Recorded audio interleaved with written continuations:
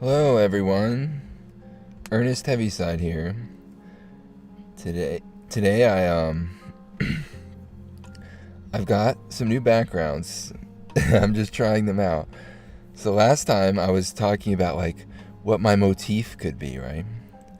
And I was like, oh well, a good motif could be fractals, right? I don't know how that could be a motif, but it's just an interesting idea, right? It's like nobody's ever had a fractal motif before. And it's kind of like a meaningful thing, right? It's like you are like a non-geometric shape as your motif, right? It's got some depth to it. And so I was thinking about that, and I was like, oh, well, you know what's kind of similar to a fractal is tessellation. And of course, so there is a downside to using this method. Anyway, the like what's kind of like a fractal is tessellation, and who is the master of tessellation but M.C. Escher, the famous German wood carver. He carved all sorts of things, and he loved carving repeated patterns that kind of and form shapes, kind of like the one behind me. And so I actually tried to make, so his wood carvings are pretty small. They're like, maybe the size of I don't know, a typical wood block, but I guess it's just a typical sheet of paper size. And so I had to make these bigger. So the way, of course, since it's a tessellated pattern, you can just copy paste and move the other image to the side and match them up, right? Match it up onto itself. But I had trouble doing that because M.C. Escher was a wood carver, and so his patterns were not quite perfect. So there's a little bit of variation in the pattern as it goes along. So one of these red geckos over here is not quite the same as the other one. These are just a little bit off, although they're intended to be much the same. And I think that's kind of an interesting thing. That's kind of a cool thing because, this guy was the real deal. He was, he actually carved these, He's the real deal. I mean, he wasn't using some program. The program he was using was his hands and his time and his labor and his glasses, probably, his own sense of exactness to get these just perfectly right, just with the side of his eye. Well, perhaps he was working off some template, right? Maybe he had a cut out piece of paper as a template that he was using, or something to that effect. But I just think it's cool, and so I set up several of these. Here's another one. You see, this one's frogs and fish. I guess this one symbolizes the it's got some deep symbolism there, right? Because yellow and green, frogs and fish. I guess it's a nature symbolism, but it's more it does resemble sort of more like a pond, right? With the yellow and the green. And notice the frogs are not just a solid color. They've got some texture to them, right? And in fact, the gradient, this image has a little bit of a gradient where it goes from brighter to darker. And I guess that's because the image that you see here was actually taken with a camera, actually photographing his work, M.C. Escher, his wood carving. Yeah. And I have some more backgrounds set up. Oh, here's one. Birds flying both directions. Yeah, I like these. I had a whole book of these when I was a kid, and I'd thumb through the book and look at the patterns. And so this is kind of similar in some sense to a recursive. Well, it's not recursive. It's a different thing because this is just a tessellation that just repeats itself forever. But I still thought it was a cool idea. Let's see what I have here. Yeah, I have some more set up. So my original background is here, right? And then there's something like this. I don't know. What do you think of this one? This is like a lonely space scene, right? The dimensions of this one are not quite... There we go, yeah. The problem with these space scenes, right? I kind of like these because I'm into like science fiction and space travel and all that. But the problem with them is that they're very desolate and kind of lonely. You just kind of feel like you're looking at a lifeless place or an inhospitable environment. It's like, I don't know. It doesn't really get you in the spirit of adventure. It gets you more... It just makes you feel kind of... makes you feel kind of reflective, but also kind of lonely. You know? The vastness of space. You feel lonely. And I guess the sort of horror of space is how vast it is and how empty it is and how just lonely it is. And so it's our job, I suppose, to fill it up with life, right? That's like our job, our sort of project that we're doing here. But of course, you know, other races have probably already done that. But you know, we can dream. We can dream that we'll be the ones to do that. And so it's all about patterns. It's all about patterns at the end of the day. It's all about us inflicting our pattern upon the blank canvas of the universe. The universe is just a blank slate, a random sort of series of objects and particles that all, they're not random. They all have a history to them and an experience to them, but it's our job to take this raw material and to turn it into something with life. Something that isn't so desolate and empty. And anyway, I got some more. So this is just I guess this is Mars, right? So this is like Phobos down here. So Phobos and Deimos are like Mars. Oh wait, no. If my model, let me move my model out of the way. There's like some spaceships here floating. This may be like a future scene of Mars where Mars has been colonized and it's got some activity around it. It's probably... it does have 2 moons in the picture, so I guess it is Mars. But Mars's 2 moons are not actually like round. They're like tiny little asteroids that were obviously picked up by Mars during its journey around the sun. They're not like natively from Mars like our moon is from Earth. And so they're not round. They're not perfectly round. They're shaped like potatoes. They're tiny, small little things. They wouldn't be good for much, you know. You can't hardly even land a rocket on those, you know. Okay. Let's go to the next one. So this is a space colony. And so a space colony is, well, it's like what could you build just... How could you live just in space, just in the middle of space? Like we can't have artificial gravity, right? Well, you can if you build one of these, right? Because this thing spins. It spins, and you're stuck to the inside of it. And so that kind of simulates gravity. And so you could have like cities in there, and you could have like water and electricity and just all the normal conveniences of life and just parks and... but the issue with it is that although rotation closely simulates gravity, especially if your rotation is on a large scale, right? So if you have like an axle that's a mile in diameter, that's gonna simulate gravity pretty well, but it actually does not simulate it perfectly. And so if you're on the inside of a spinning ring, you'll notice a little bit of differences, right? Because if you move one direction, you actually like experience a little bit less gravity than if you move the other direction, because you're reducing your centripetal velocity. So your centripetal force reduces too. And so actually if you like drive a car fast, like let's say you got some kids who are just going, you know, they're in their crazy phase and they have a car and they've attached they've juiced up this car and they're poised at the top of a giant ramp.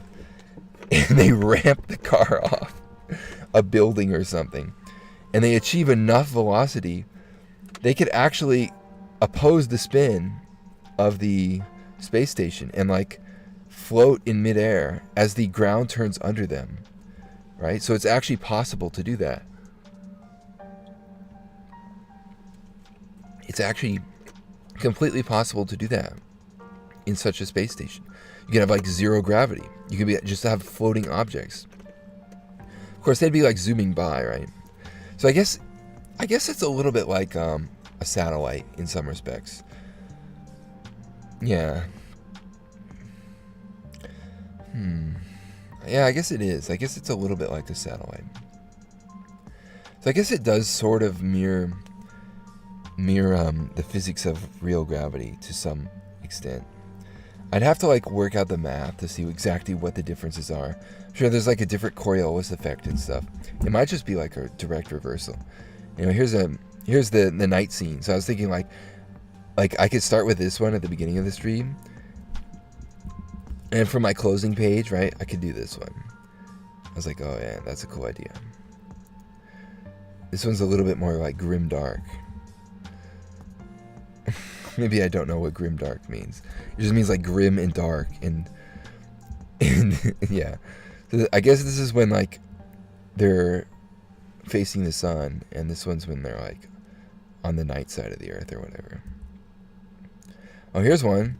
Here's one that harkens back to old like science fiction fantasies about Mars, where they always believed that there might be like a civilization on Mars of aliens, like little green men. And what did they build on Mars? I don't know. Did they build some pyramids there? And so I believe in the early days, they actually took some fuzzy photos of Mars, right? Through the like first space probes. And some of those photos showed things like pyramids, and one of the most haunting photos showed like a face on Mars, like a giant face, like in the rock. And people were speculating, oh, there's definitely an alien civilization there. There must be. But then, of course, when we sent later probes, right, we found, we have better cameras now, by the way, and it's not a face. It's not even close to looking like a face, and those pyramids are not really pyramids, and kind of ruin the magic of the fantasy, right? Yeah. The whole fantasy about like little green man is kind of very, very outdated. Like nobody believes anything like that anymore. And it's just not true. Like there's nothing like that.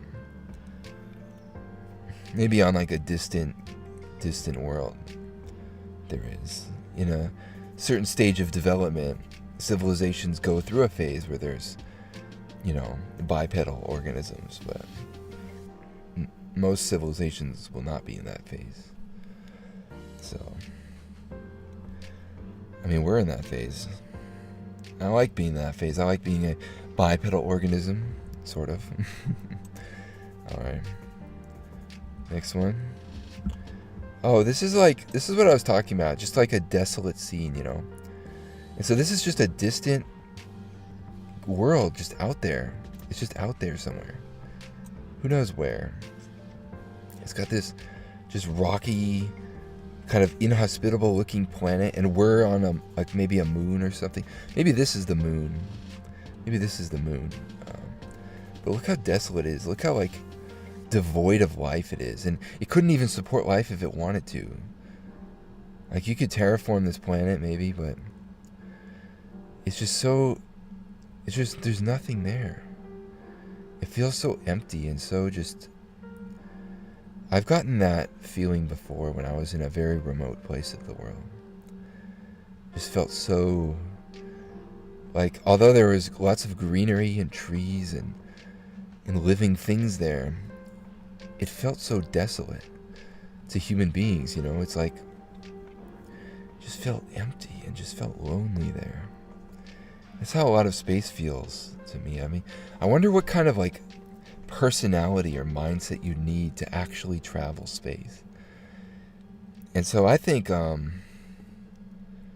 that people who travel space definitely need some. Well, I kind of did a little hair flip there. Did you see that? People who travel space definitely need a certain mindset, because like there's a lot of sci-fi stories that were written about like people who go into space and they just go completely insane, because it's literally like being locked in an isolation chamber for like years, because human beings cannot be solitary. Human beings are actually designed to adhere to one another in a social sense. So like human beings are not solitary creatures. They're found in groups, right? They're group creatures. And so yeah, you can't just send one human being. You have to send like a whole tribe, and even that tribe will have existential nightmares for their entire lives. You know, if you send like 2,000 people, those 2,000 people will start to go nuts. So, you know, it's happened before. It'll happen again. So, what kind of mindset, what kind of people do you need on this arduous task of conquering the vast unknown of space? I mean, you need people of a certain character. Not necessarily bravery. I don't know if it's bravery that you need. I think it's a certain either someone who's so mentally destroyed already that they that this is just like another Sunday to them, or someone who is rock solid, someone who's completely mentally rock solid, and nothing will ever budge them. But I don't think there's anyone like that out there. Or just someone dumb. Someone dumb who doesn't even like react to the situation, right? Who doesn't even like process what's going on and just kind of like following the procedures. It's just like, oh, now I do this, and now I do this, and no thoughts, do a crossword puzzle. Or no thoughts, do jumping jacks. It says to do jumping jacks in the journal today. I'm just following the procedure. Or maybe like someone who is like lived a long time on Earth, and maybe they have like immortality, right?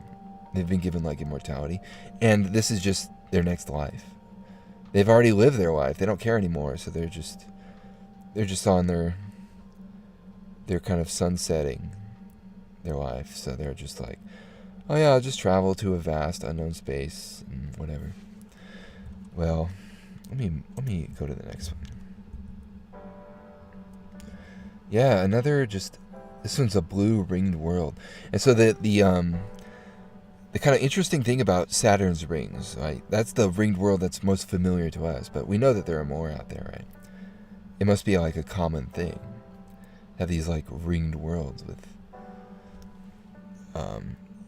vast amounts of like ice and debris around them. And so the thing about Saturn's rings is that they actually have some interaction with Saturn itself. So the thinking is that like water from the rings actually rains down on Saturn. So Saturn actually experiences rain like on the surface. Of course, there is no solid surface. It's a gas giant, but there's actually rain on it from the rings. And then somehow through like the magnetic field of the planet, the water like travels back to the rings. So there's some like exchange between the rings and the planet. It's like the rings are kind of like an extension of the planet to some extent. That's like a theory. I don't think that one's been proven at all, but it's an interesting idea. Certainly. And the interesting thing about Saturn's rings is there's clearly like paths in the rings where there's some sort of harmonic going on where like certain like radii are far less hospitable for like debris, so they form like a line, like a black line there, and so the ice doesn't float there. And there must be some reason for that, why the ice seems to bunch up in certain places, certain radii, right? Maybe it's like a harmonic thing, or maybe once again it's like the interplay between the planet and the rings. And so one interesting feature of these planetary rings is the fact that the rings seem to go around the planet's equator no matter how tilted the planet is. Like the planet could be tilted way off kilter. And for some reason the rings still go around the equator. And I believe that there is a mathematical reason for that. I believe it's because the spin of the planet deforms the planet a little bit. And that gravitational force has the effect of slowly turning orbiting objects to go around the equator. It applies a little bit of like torque, so to speak. You know? And so the orbit adjusts itself to go around the equator.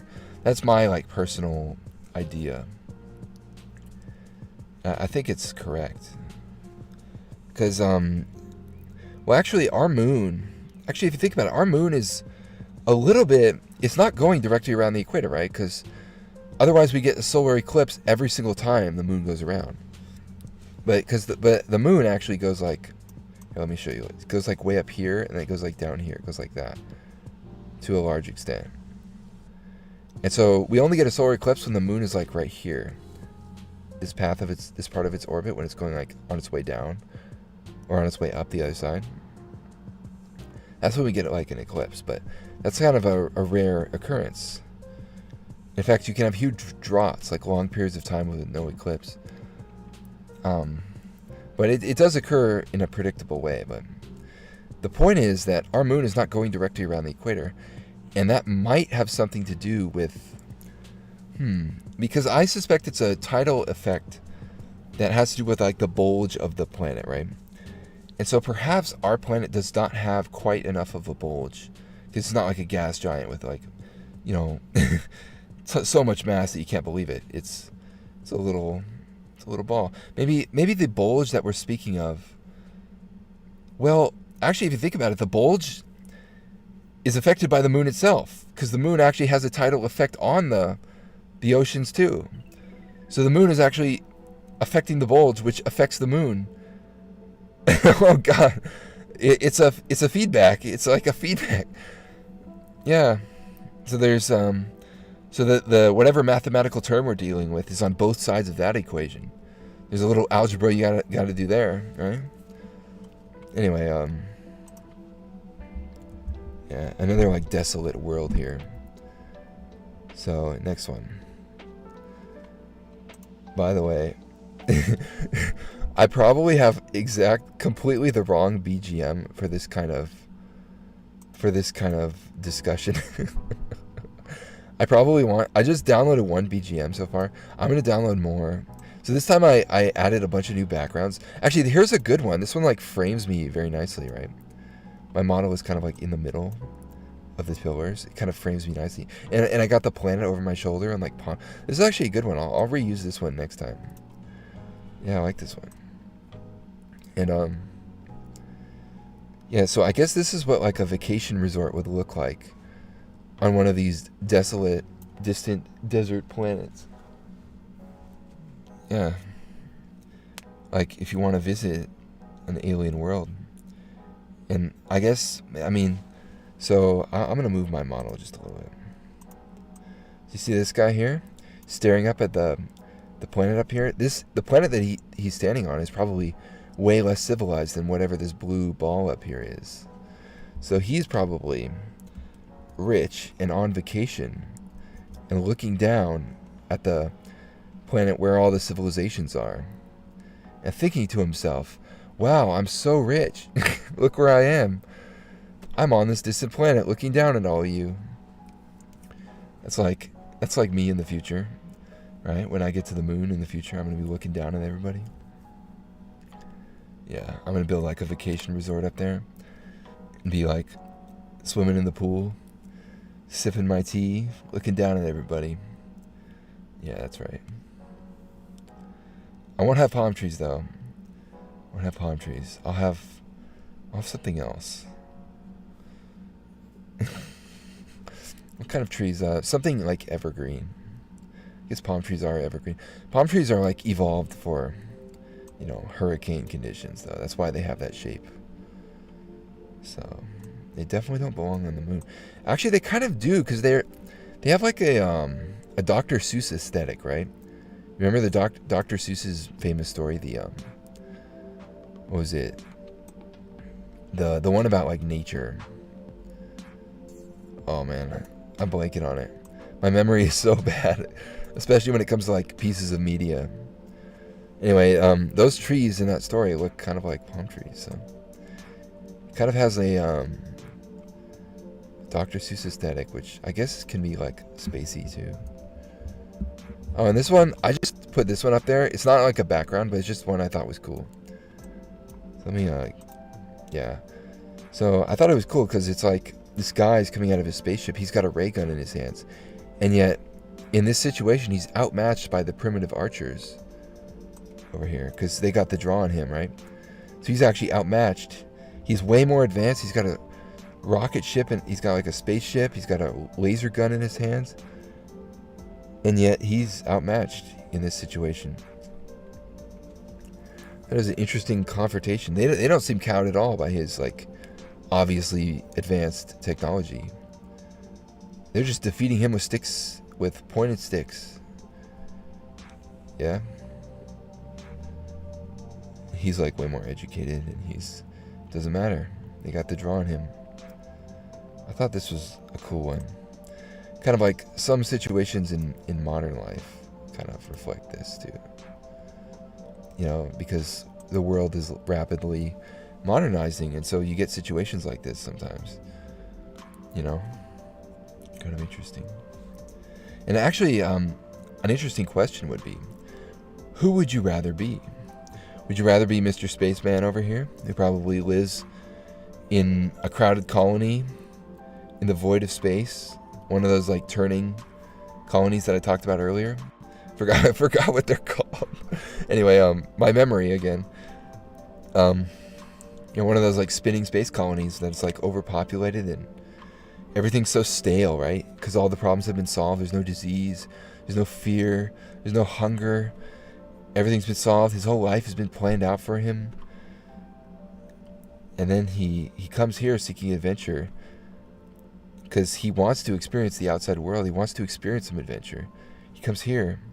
Maybe his ship runs into problems and he like lands here. But these guys over here, these more primitive guys, they don't have to, you know, they still have adventure in their lives. You know, their lives are much more uncertain. Maybe there's like lots of tragedies. There's lots of hardship. There's lots of, you know, but there's also risk. There's also fear. There's also fun. You know, so who would you rather be? I guess I would like to be these guys, but maybe a little bit more advanced, so I don't have to. I still have my teeth, you know. I still have a toilet to sit on. Actually, it would be cool to be these guys, right? Except with certain accommodations, right? So like flush toilets, you know, hygiene, you know, like medicine, modern medicine. So like I think the ideal would be to be a super advanced society that's like de-industrialized and like so has access to high technology but doesn't employ it throughout the entire society. You know, like they could theoretically solve all human problems and all human difficulties. And in fact, some human problems and human difficulties are solved, like the common cold perhaps. But it leaves in the mix problems, you know, so that humanity can still take place. The human existence can still take place. Yeah.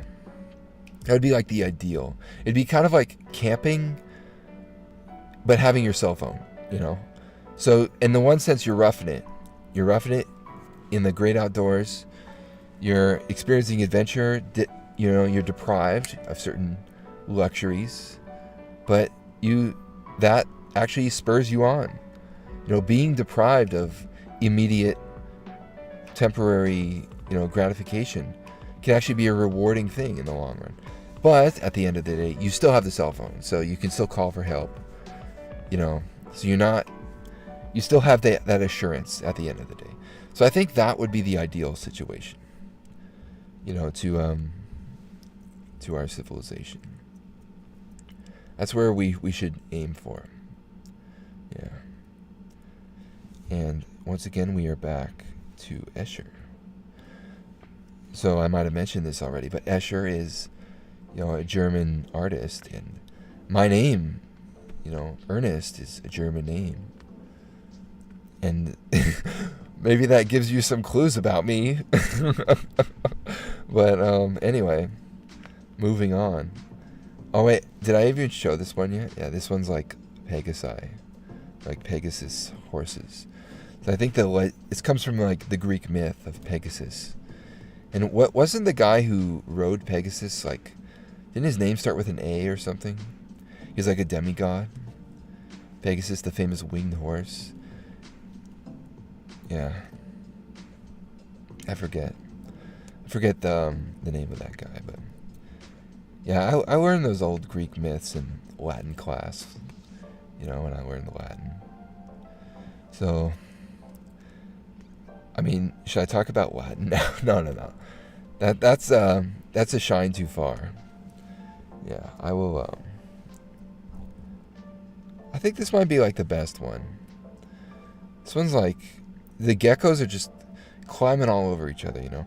Actually, I want to get that one where it's like the guy is walking downstairs all the way. It's like he's walking in a circle downstairs, and then the other guy is walking in a circle upstairs in like the opposite direction.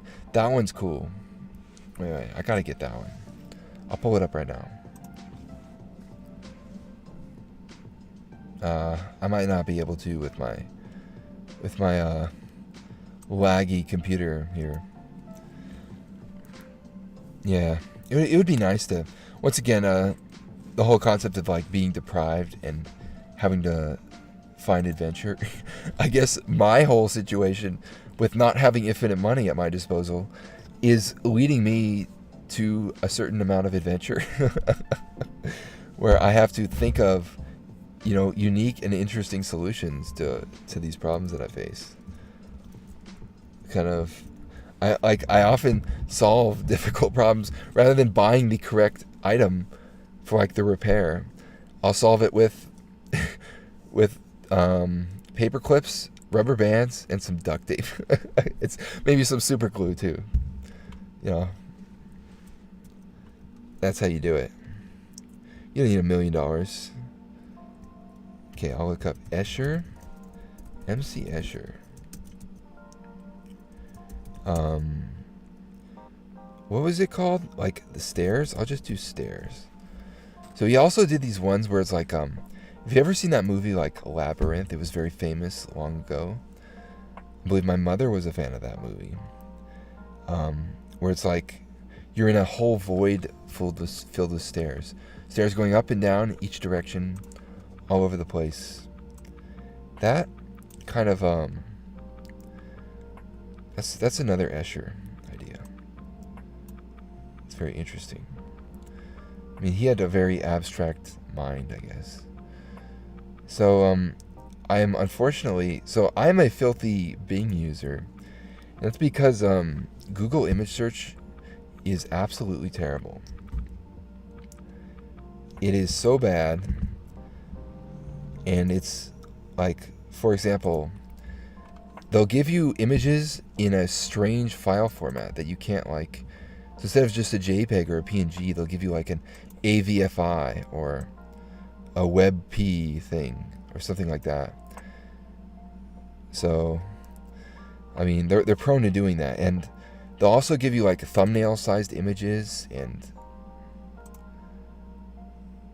Okay, I think I have it in my... Oh no, I saved it to the wrong. Yeah, they'll give you thumbnail-sized images. They'll give you images that are like way too like from paywalled sites like Pinterest or whatever. So you have to like log into the paywall to download it properly. And it just sucks, man. Don't use Google image search. Like Google needs to get their act together, because I think people should stop using them until they get better. People are still going to use them because they're dumb, but most people are just dumb. Okay, well, let me find it. Saved it to this folder. There it is. Here's the famous Escher stairs. So you can see, like, it's a paradox. It goes downhill this direction forever. It just keeps going downhill, downhill, downhill, downhill. Never stops. And the other way, it keeps going uphill, uphill, uphill, uphill, uphill. And you can see there's people walking. Some people are choosing to walk downhill, and some people are choosing to walk uphill. But they're all going nowhere. So I guess I would ask you, dear viewer, which person would you be? The person going downhill or the person going uphill? And which person do you think I would be? I mean, the answer is obvious, right? I would be going uphill, uphill. Because guess what? The people going uphill, they're getting a workout. They're getting stronger and stronger and stronger. Right? They're getting strong legs, man. They're going to be a beast soon. You might think, oh, it just lasts forever. It's miserable. Yeah, it lasts forever, and you get stronger forever. You get stronger forever. I mean, it's awesome. Whereas the people going downhill are just enjoying their time, but it's so boring. They're not like accomplishing anything. They're just going downhill. Just like, what are they doing? They're going downhill for all eternity. Watching the people going uphill past them with super buff legs, getting stronger every time they go around, while you're just going downhill watching this happen and getting jealous at those buff legs, man. Getting jealous at those guys. While your legs are like shrinking to nothing. They're becoming emaciated. Like a starving person. I guess everyone here is starving, right? It's eternal suffering. Yeah. But anyway, I thought like these things that Escher came up with are really cool. He's a great artist, I guess. All right. So this could have been an experiment for how long can I just talk about these images I downloaded? How long can I go off on tangents? And I can feel my voice getting a little bit of a workout here. Yeah. Like my voice is... So I've noticed that I've followed a few public speakers before. And I've noticed that their voices go through a change. Like when they just start public speaking, their voice is kind of weak, and it very quickly it starts cracking and failing, and they go through a period where their voice is like failing. But then after like a month or two, it comes back stronger. Their voice returns and it comes back, and then they can just do long public speaking events forever. So I might go through a process like that where my voice like buffs up. And so I guess this could be like my vocal workout. This stream here. So I don't have like the most charismatic speaking voice of all time. Yeah. It'll be awesome. Maybe I'll even be able to sing one day. That'll never happen. I don't think, like, can deep voice, well, I don't have a deep voice. I have like a, do I have like a baritone or maybe one step higher than a baritone? I don't know what I have. But I have gotten comments on my voice before. I'll just say that. I've gotten comments from just random people on my voice before. And, who told me it was like a radio voice. Anyway, I don't know if someone with my type of voice could even like sing. Like, are there even that many like deep voice singers? Like, can deep voice people even sing? Is that even... I've noticed that most singers have like a high-pitched treble. They can like vibrate their vocal cords really nicely.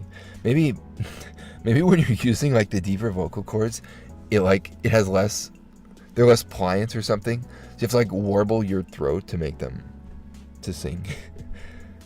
Yeah, I've heard of some singers who like warble their throat. They like actually physically put their hand on their Adam's apple and like, I don't know. Anyway. Yeah, I'm never gonna make the opera, you guys.